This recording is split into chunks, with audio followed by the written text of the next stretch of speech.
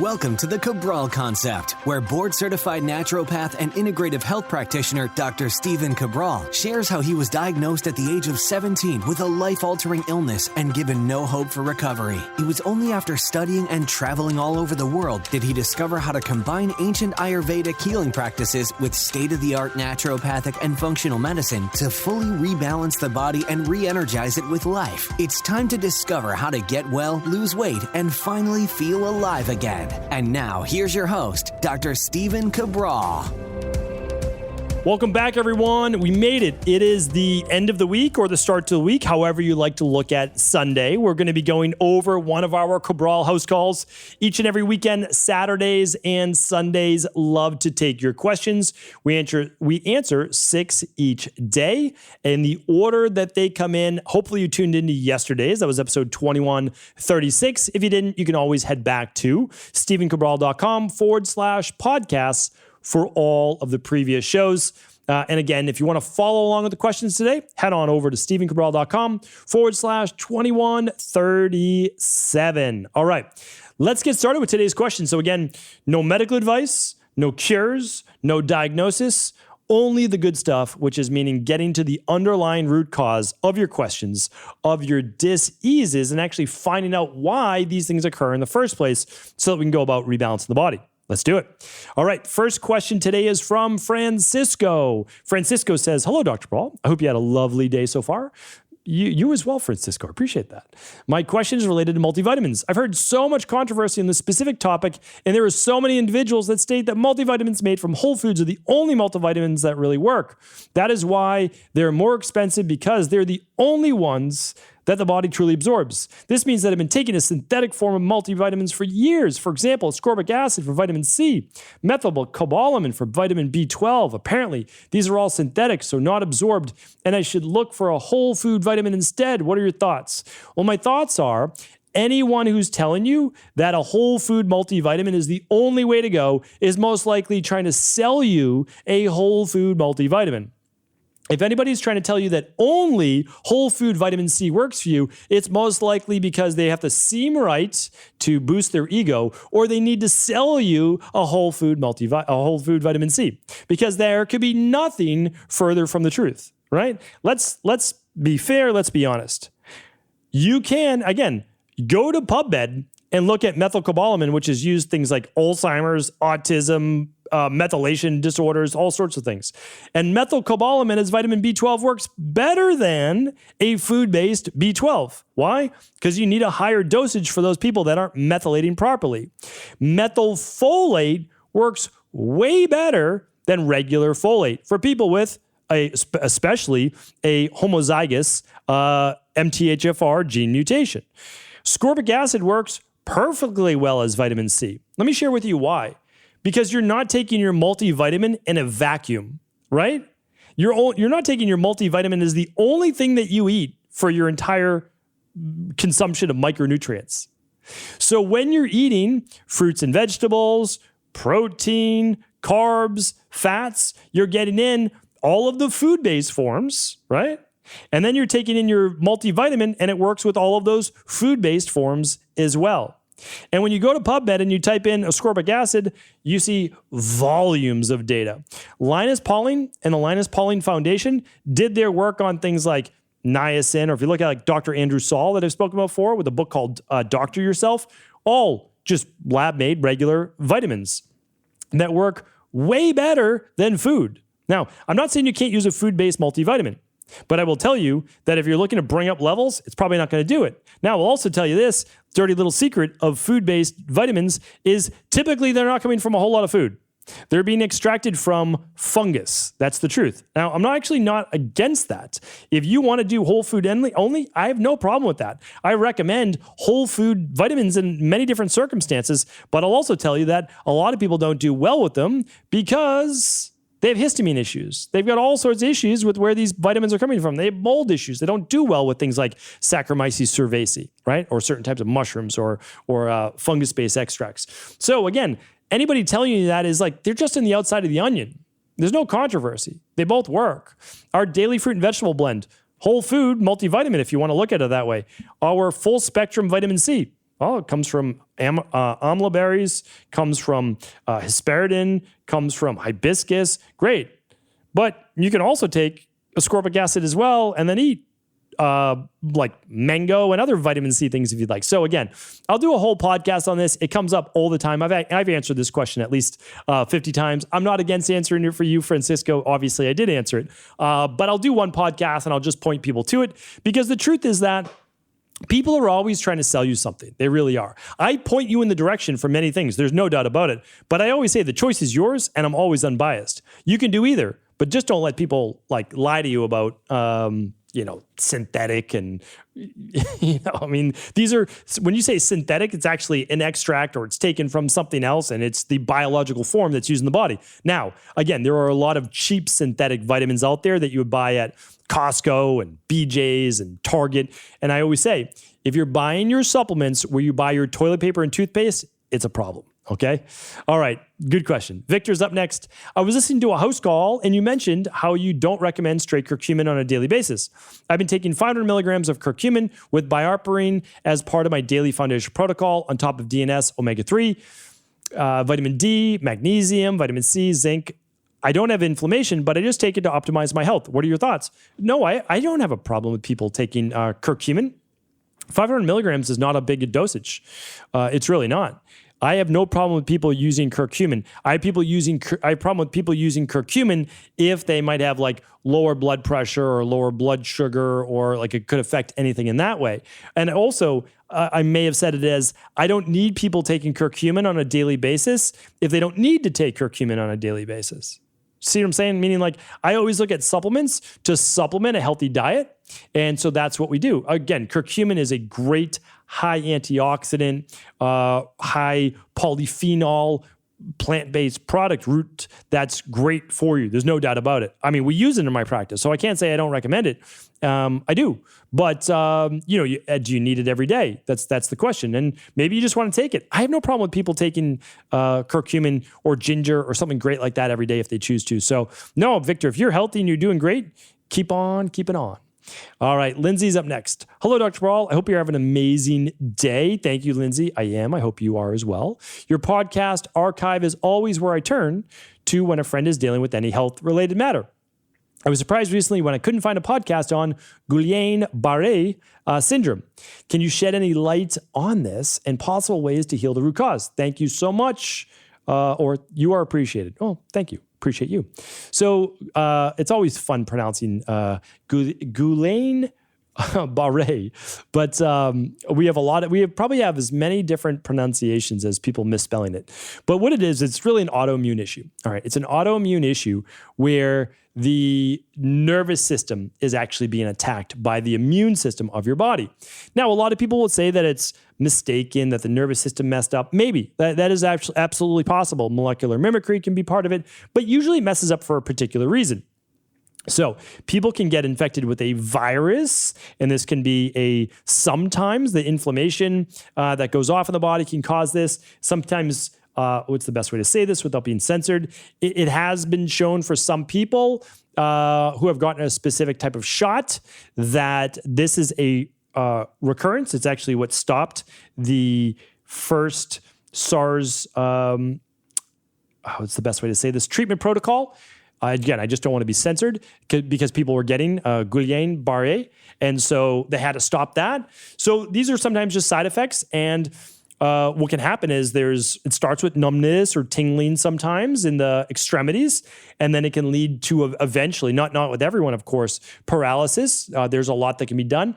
I know a lot of people too, where it affects their liver and their body's ability actually to break down a lot of toxins and believe it or not, a lot of high fat in the diet. So that's what I can share with you about it. My goal is always the same. And my goal is to run the Big Five, figure out if there's heavy metals, figure out if there's gut issues, figure out what the cortisol levels look like. And then I'm going to give a specific protocol that they're going to use after they run their 21-day functional medicine detox. So again, I can't give you specific medical advice, and I'm not doing that, but you'd want to run the Big Five. Then you want to do the 21-day detox. Then you want to do your specific protocol based on what the Big Five revealed. All right, so that's exactly what I would do. And that's the same for any hard to treat, and I'm using that in air quotes, dis-ease of the body. All right. Great question. All right. Next up is Dawn. Dawn says, recently my tongue began burning throughout the day as if it is being continually scalded by boiling water. I've been told that burning mouth syndrome may go away on its own in 3 to 5 years. Are there any thoughts of other options that could give a quicker resolution? Thank you, and thank you for the podcast and all that you do. Happy to help. It should not take 3 to 5 years. Burning tongue can be from pesticide exposure. It can be from heavy metal toxicity. It can be from too much of one specific mineral. Like sometimes people get too much zinc or too much copper, and that can certainly lead to it. Sometimes too high a level of B vitamins could cause a tingling, which feels like a burning. So this is a side effect typically of some type of variable. The way that we figure this out is typically say, what changed over the last couple of weeks? Where was the new introduction? Was it a new medication? Was it a new supplement? Was it a new food? Was it an exposure to something, right? Like toxicity. These are all things that we look at, and then we begin to work backwards. So that's what I recommend, really looking at what the exposure was, because I can't tell you specifically what it was, but we might look at things like anaerobic bacteria buildup in the mouth. We might do tongue scraping with a natural baking soda-based toothpaste. We might do a functional medicine detox. We might do saunas for heavy metal. We might do a heavy metal detox. So these are all things that we may do. And then we'll also just want to make sure that you're not too low in B vitamins, because in Ayurveda, when you're a little low in B vitamins, you can sometimes get that neurological or tingling or burning as well. So hopefully that's at least a place to get started. I wish I could give you more details, but you may even want to run the starter kit if you only run one combo lab to look at your vitamin and mineral levels. All right. Alina is up next. I'm going to join all the others in thanking you for the work that you do for the health community and for my own education. I've been struggling with SIBO for a few years and finally now on the CBO protocol. I recently have learned about food combining and food layering. I've listened to all your podcasts on it, but still have a few specific questions. Are nut butters or protein bars with nut butters easier to digest than nuts in whole form? What protein will food combine well with oatmeal, quinoa, or rice? I see only carbohydrates and proteins pair well with vegetables, and carbohydrates with fats, oils as well. I love oatmeal, but I've heard it's important to have protein at each meal. I'm unsure of how to do this for proper food combining. Thank you. Also, should salads with a protein like fish or eggs not have dressing on it, since protein does not pair well with oils? Thanks. What combines well with hemp hearts? Thanks so much in advance. I would ask your support team, but I don't see an option unless you have Facebook. Okay. So for really detailed diet information, I definitely recommend working with one of our IHPs or one of the Equalife coaches. But I'm happy to answer these questions. So nut butters are easier to digest than whole food nuts because they've been essentially blended, right? They've been turned down to essentially a liquid. So easier to digest. However, they're definitely more oxidized. So if I had to choose between the two for overall health, well, I would just choose raw sprouted nuts. But having said that, you could also drop a couple in a blender or whatever, make your own nut butter, or just have nut butter. It is easier to digest. I will tell you this. Nut butters are one of the hardest things to digest. Nuts in general are hardest things to digest because of the fat, protein, and there's a lot more that goes into that I won't chat about now. However, they're still healthy. If you can digest them, then they're healthy, right? They don't combine well with a whole lot of things, but typically you just have them on their own. It's part of a bar. And again, you just check out my podcast on smoothies and food combining, and you'll see why it blends everything up to a neutral, and most people have no issues digestion with a smoothie. I know you mentioned oatmeal. Oatmeal is pretty easy to combine with. You can put in a scoop of protein powder, which is micronized, like the daily nutritional support. Some people add it to that. You can definitely add berries to your oatmeal. That combines well. In Ayurveda, they're oftentimes doing some spices like cinnamon, and then they're adding some sliced banana or apple. That seems to do pretty well. Raw apple doesn't do well. Why? It's harder to break down, but if you had cooked apple and you added that, that could be fine. Let's talk about your rice. Okay, what combines well with rice? Well, just like you said, your veggies, you can definitely do olive oil with your rice. That's not going to be an issue. Protein going to be a little bit more challenging. But that's when you have to go now to food layering. So, and again, food combining really only matters to a high degree for those people dealing with a lot of bloating and a lot of gas and really weak digestion, right? Definitely at that point, add 2 to 3 daily digestive enzymes at the start to each meal. That'll be very helpful. Here's what you can do. You can have your rice at the beginning of the meal. Then you can have your veggies and protein after the rice so that you layer it in your stomach so that the foods break down a little bit faster in terms of what's supposed to move through the stomach to a greater degree. So there's less fermentation. And I know that you know that either because you're an IHP or you learned about that on the Food Combining podcast. Let's see if I missed any. Protein, fish and eggs with a dressing. No. So keep in mind that fish is loaded with oil, right? Loaded with oil. Polyunsaturated fats, omega-3s, and that form is very healthy for you, right? Well, let's look at really chicken or red meat or eggs. They're loaded with oil. They're fat, right? They're loaded with fat. So adding a little bit of olive oil has never been an issue for really any of my clients with this as well. So hopefully that's helpful. Good questions. Mary's up next. I never used to have scalp issues, and about 3 years ago, I began to get really bad folliculitis.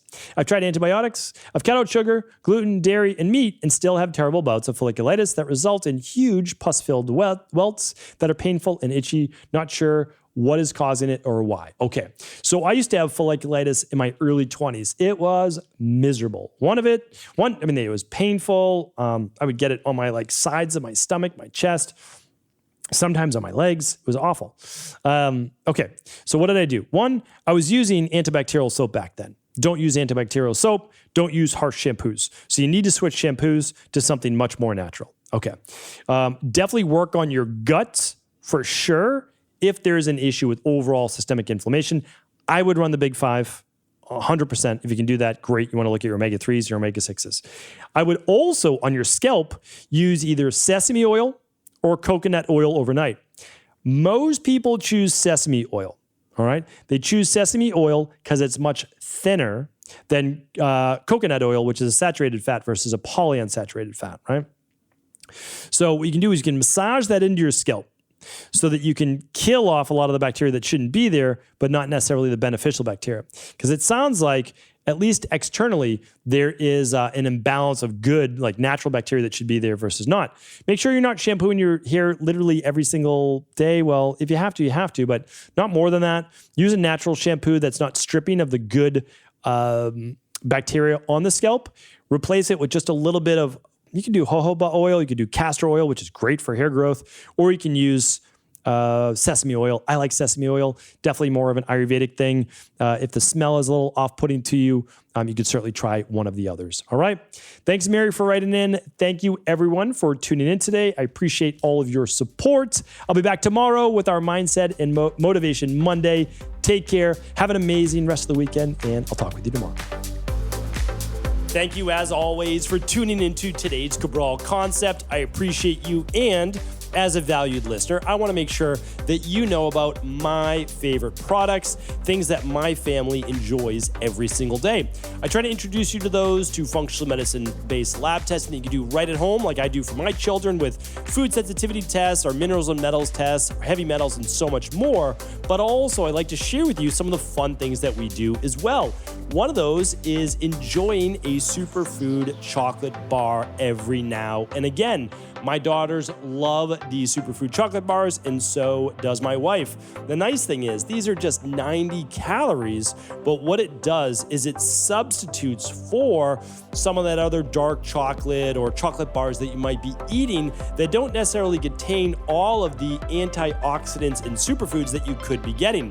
So now you can actually satisfy that sweet tooth while doing something healthy for your body as well. And that is exactly why we formulated and created these superfood chocolate bars. And that's really what they are. They're a single serving, individually wrapped, so you can actually partition how many you're going to have. That enables you to get all of the healthy antioxidants of apples, chocolate, cherry, and raspberry. Really, it tastes like a cherry chocolate bar.